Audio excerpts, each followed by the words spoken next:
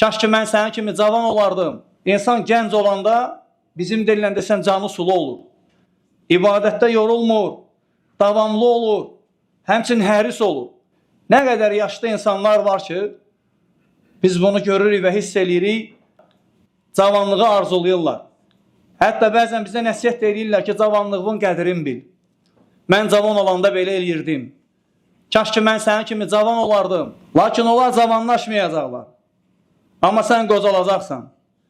Lakin necə qocalacaqsan Allah bilir. Ona görə insan, cavanlar xüsusən birinci özümə, sonra digər qardaşlarıma aiddir ki, qardaşlar, ümmətin gənclərə, mənim kimi, sənin kimi gənclərə ehtiyacı var. Necə nümunələr İbrahim əleyhissalam və digərləri gəncliklərini Allaha itaətdə, ibadətdə, Allaha dəvətdə keçirdilər.